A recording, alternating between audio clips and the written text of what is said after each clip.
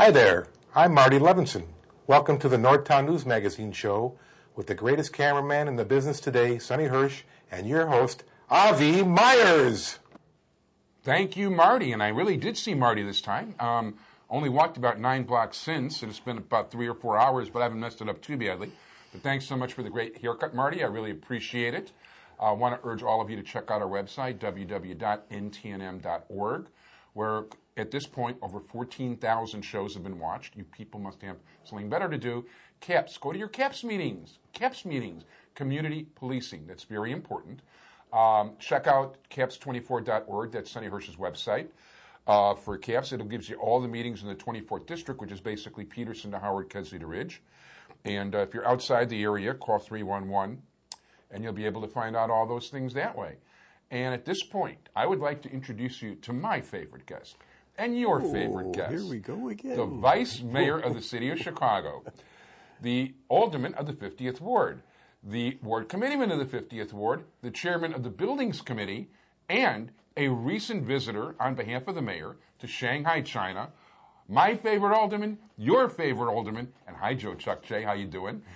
Alderman Bernard Stone, hey, how are you? Thank you. I'll be very good, thank you. Actually, I visited Nantung. Nobody knows about Nantung. Everybody knows Shanghai, but Nantung is a beautiful city. Believe it or not, it's bigger than New York City. Wow. It's 8.5 million people. Shanghai, of course, is 20 million people. Wow. On a land site about the size of Chicago. Wow. And I'm fascinated by China, absolutely fascinated. Now, the real question is, how's the Chinese food there? Terrible. Not like the food here. No, the Chinese food in Chicago is much better than the Chinese food in China. I used to have a lot of Chinese customers, and basically they let me know that the food that we low-fans eat is very different than... Very much different, very much different. Chinese were very nice people, very nice to me. Very respectful of age, incidentally. Yeah, extremely. Very good family people. It really was a wonderful meeting. The subject matter of the meeting was regarding how the handling of the diverse cultures in a urban setting. It was a different mayors and vice mayors from all over the world, and somebody said, "Well, how would the Chinese know diversity when everybody in China is Chinese?" The vice mayor of Detroit made that point in his address to the group, and of course, Detroit is 90% African American, but it still had at least different cultures other than African American. It was an interesting conference. Mayors and vice mayors from all over the world, and it was very. I learned a lot, and I had the opportunity to lead off the conference. I was the very first speaker at the conference. I think outside of the Chinese cities, Chicago was the largest city outside of the Chinese cities, and I guess that's the reason I got to lead off the conference, and I was the opening speech, other than the welcoming speeches from the various mega cities from China. Did they have translators and things? Oh, yes, and my speech was printed not only in English, but also in Chinese. Okay. I couldn't read a word of it, and each of us had a headset. Yeah, it goes right to left, but each word is each character symbol, is a word. Yeah. And we each had a headset so that the interpreters would translate. I was sitting next to the mayor from, I can't pronounce the name, but it's the city right outside of Rome, where all the cruise ships that are leaving from Rome go, and all the Baltic cities from Lithuania and Latvia and Helsinki, they were all there too, and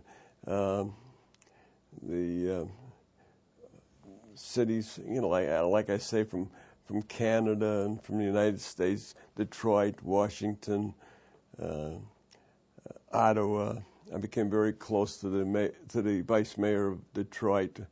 He and I went on to Shanghai, and the Shanghai portion of the trip was personal, and that part of the trip was strictly personal and was on my own, and I paid for that portion. The other portion of the trip was the Chinese government paid for, and but it was in the course of my duties, and that's fine.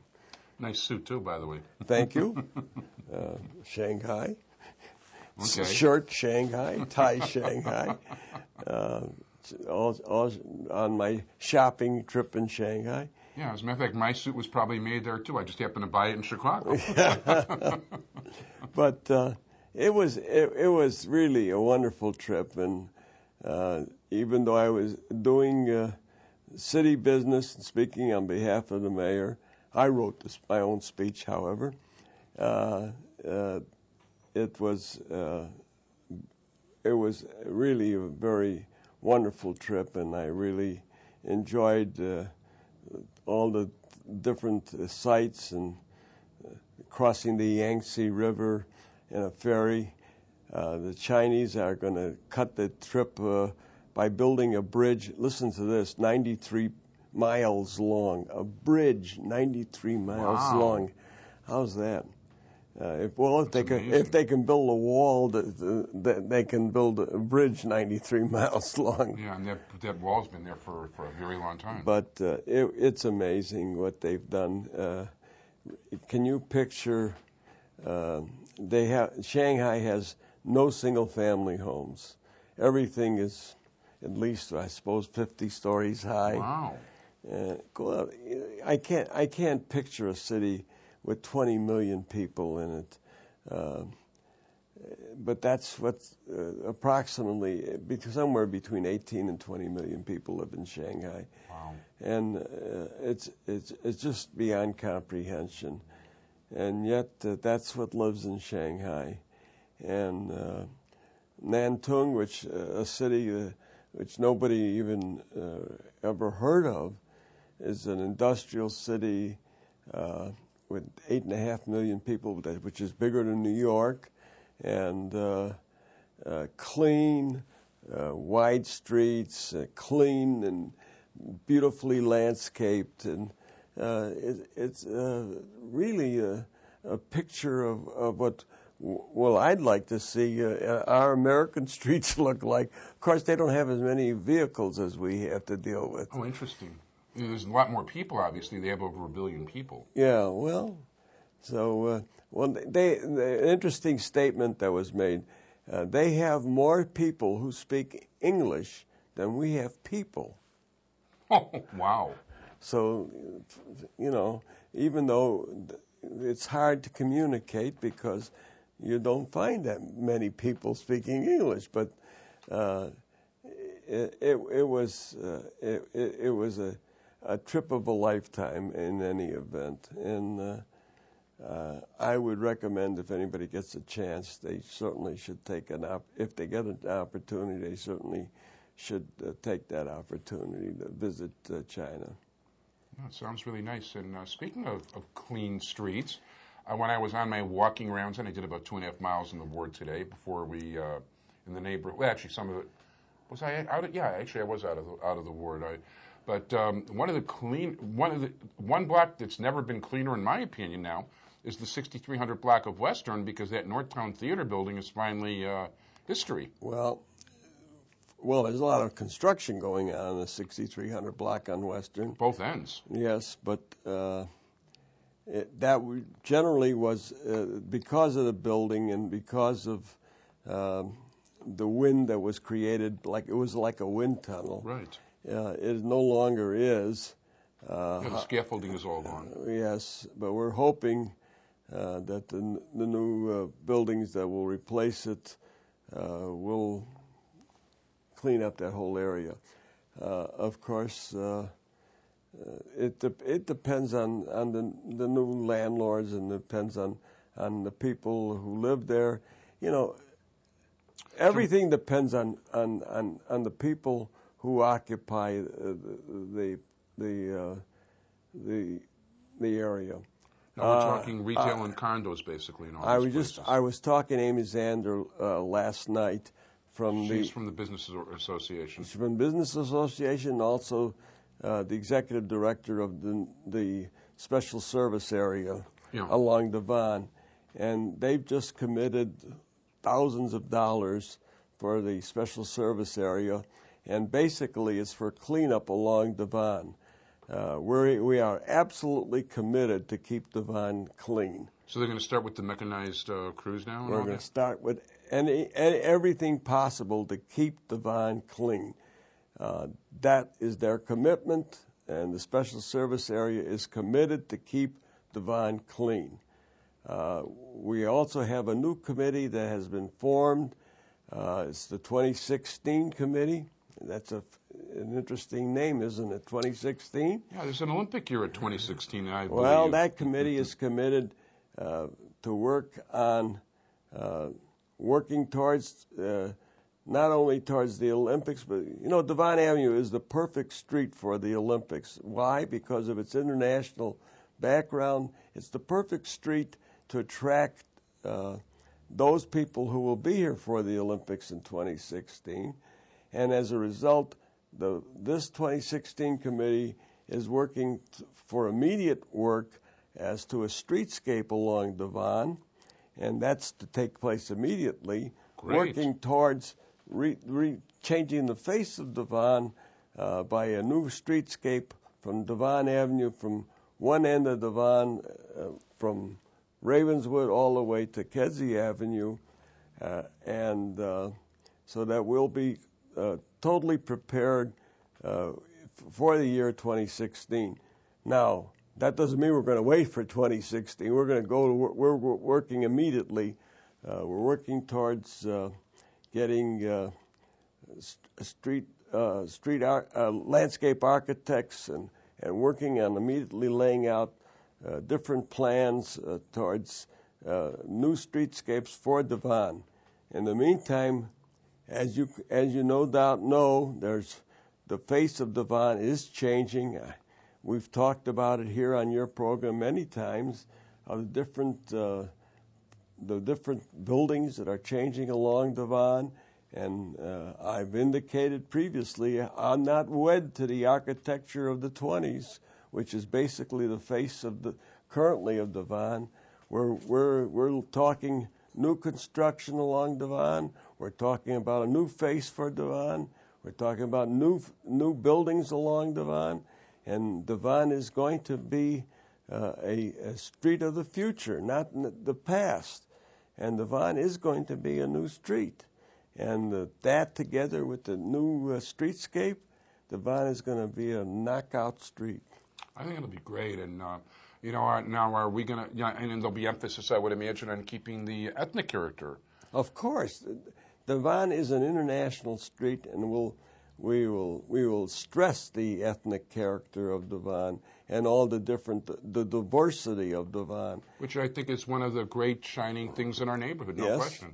Yes. And basically, that was really my speech before the group in Nantong. I talked mainly about the fact that I represented a diverse area, and how the people in faced the problem of diversity and worked out our diversity and worked together and worked towards the meeting of the different cultural groups and worked out our cultural problems. That sounds good. Now, one of the things that this is a lot of you. As a matter of fact, when we're talking, the boxing preview is in Chicago. Yes. And Chicago, and definitely Devon Avenue. From what I understand, he has a piece too with various nationalities from the boxing team having roots in this area. Yes. In fact, one of the things that we were talking about is we wanted to host some of the teams who had particular, who were particularly from the various diverse cultures that are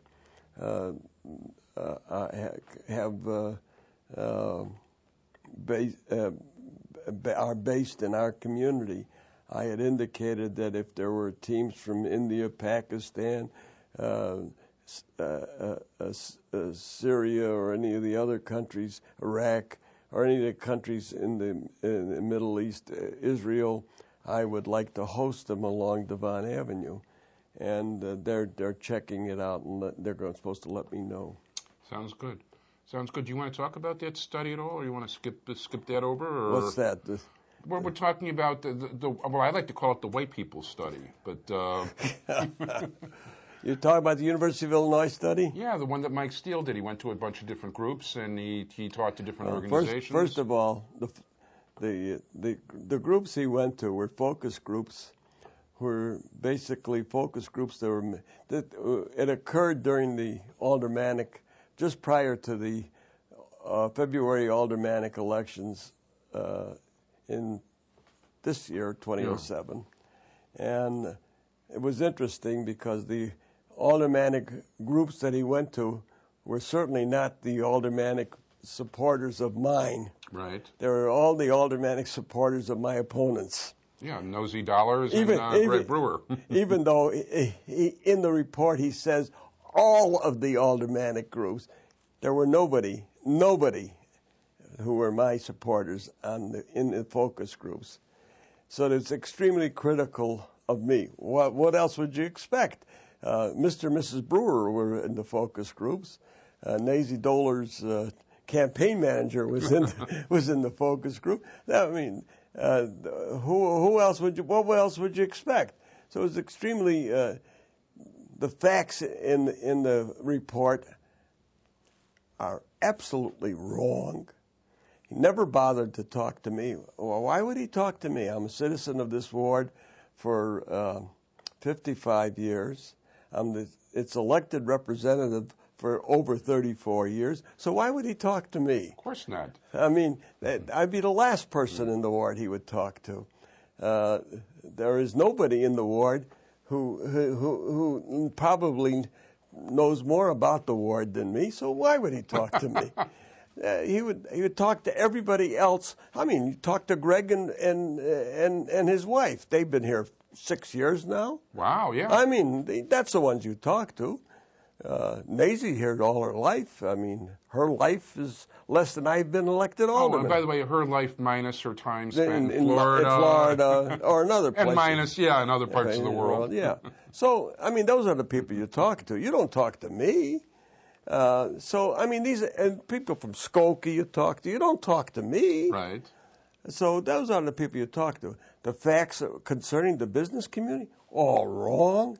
He talks about the many vacant storefronts, all wrong. He talks about the business community, all wrong. The reason, if there are any vacant storefronts, it's because the rents are high. Of course, the rents are high. When you're selling property, 30-foot lots for $1,500,000, of course you got to get high for rents. But I mean, that he doesn't mention. I mean, no, of course not, because he has no concept of what the economics of Devon Avenue is, because he didn't talk to anybody who has a concept of what the economics of Devon Avenue are. I mean, so when you have no concept of what's involved, you get a wrong answer. It sounded to me like he wanted to turn the whole thing into Starbucks and make it the home of the average American white person. He talks to the people. He's talking about an international group. He's talking about Assyrians, Indians, Pakistanis, and he starts talking about Starbucks, Trader Joe's. Well, that's not what the people who live here. No, as a matter of fact, I happen to love being able to buy all these different items from all over the world. He says there's too many, of which are OU kosher. He says even from the foothills of the Himalayas. He says there's too many sari stores. Yeah, he's sorry about that. He says there's too many other things. that bring thousands upon thousands of people here every weekend from all over the Middle West and from as far away as Buffalo by airplane to O'Hare Airport and to come shopping here. Why? Because there's too many of the stores there. They come here because those stores are here. We definitely need more Starbucks, I guess. They don't come here to get Starbucks which they can get in Buffalo. They come here because the sari shops are here. But he doesn't understand this because he doesn't know our community. But he didn't talk to me about that. But look, they were drawing a report which was drawn to criticize me. Okay, so they drew the report. Now, he was advised not to release it during the campaign for alderman because it was obviously drawn to criticize me. So now they're releasing it now. Why? Because there's a campaign for committeemen. Oh, yeah. So now they're introducing it at this point. Oh, and who's going to be on the panel tonight? Don't forget this show is being released at a later time. 2 weeks later. So 2 weeks ago at this point is when this happened. But, yeah. Who's going to be on the panel? The candidate who's running against me for committeeman. Oh. So won't that be a good thing to introduce the candidate who's running against me for committeeman? Oh, yes. You mean the one who's backed by Jan Schakowsky, who apparently has made a promise to Naisy Dolar to be the next alderman? Oh, yes, of course. So that's we're talking about Ira. So it's a political document drafted for political purposes, being brought up by a political organization who was formed for political purposes. Yeah, the West Rogers Park Political Community Organization. Right. So we'll accept it for what it is. It was never shown to me by its writer, which really bothers me because it was funded by public funds. Yeah. And political documents funded by public funds for political purposes sort of bothers me. Well, see, they're allowed to do it. But if I did it, I would be a political boss doing it. Well, I mean, it's funny because these are the guys, I mean, some of them might have long hair, some of them might want to look cool. But I find this stuff blatantly racist. I mean, they really want to get the Indians and Pakistanis and Orthodox Jews out. I got to say that there's no question that various parts of this document are, in effect, racist. There's no question that parts of this document are racist. They'll deny it, but they can deny it all they want. But there is no question that it is aimed against groups who are Asian. They'll deny it, but clearly it's aimed against Asian groups. And I read the document. It is definitely against Asian groups, and they may not say it either. But you know what? They don't want the real Orthodox Jews hanging around here. The more modern ones, okay. But you know what? They want a white people's paradise. They want their Starbucks and, whatever other hip Trader Joe's or whatever. Well, I have nothing against Trader Joe's. I have nothing against Starbucks. Well, I do. The price of coffee there. Yeah. Well, look, my job as alderman is not to tell people who they should rent to. My job as alderman is to try and attract all kinds of businesses to the ward, and that's what I try and do. But on the other hand, it's not my job to tell businessmen and owners of property who they must rent to. And I don't think that some of these so-called community organizations understand that fact. We don't tell people who they must rent to. What we try and do is attract businesses to the ward. We don't tell them who they must have. And they never understood this. We work with owners to try and attract businesses to the ward. We don't tell them. We attract businesses. We've done this for years. We've been successful for years. That's how we were able to redevelop Lincoln Village. That's why we're still working on the property over on Ridge. Where the Dominics used to be. Where the Dominics used to be. Our problem there is not attracting businesses because we've got them standing in line waiting to go in there. Our problem there is the current owner, Safeway Corporation, because they want to put something in there that's not desirable. That we want a food store in there, and they want to put a health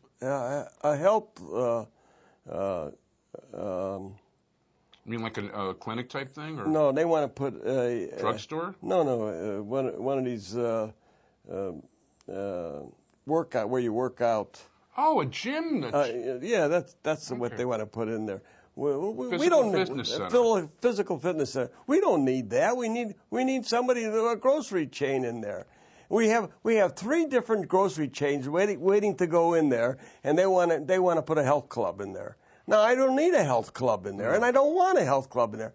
They're talking dollars. I'm talking what the needs of the public.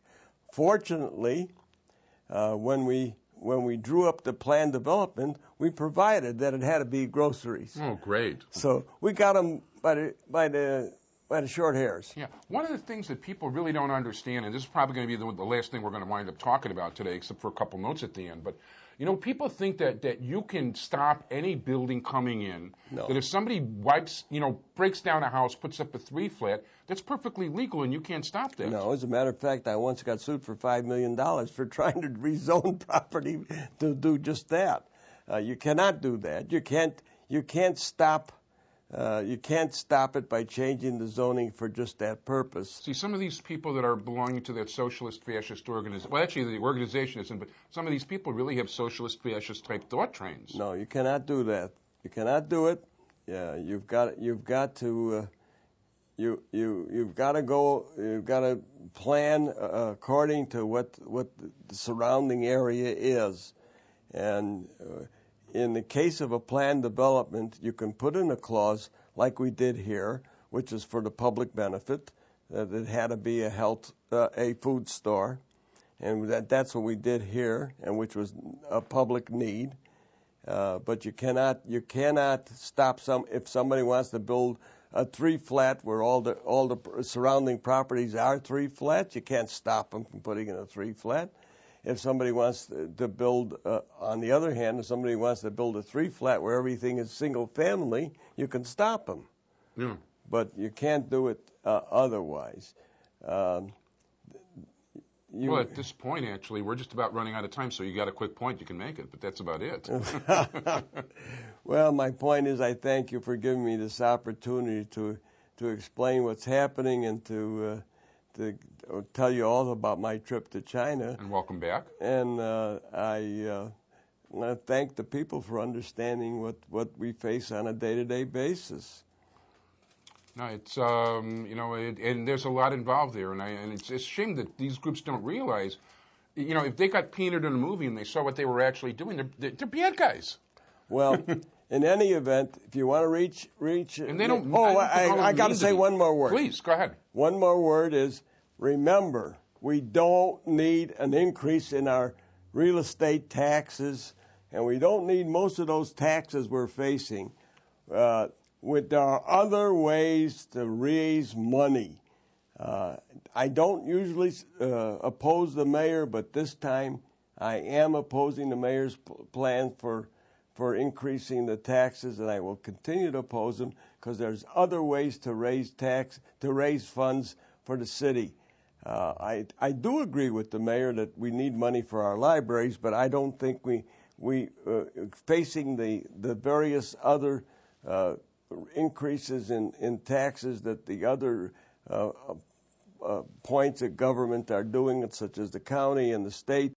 This is not the time for the city to be raising our taxes. And at that point, I've got to thank you very much. Thank you, Sonny. We have no more beginning to the show. Thanks, Marty, and thank you so much. Thank you, Avi. He opposes the tax raises, okay? Bye, everybody. Bye.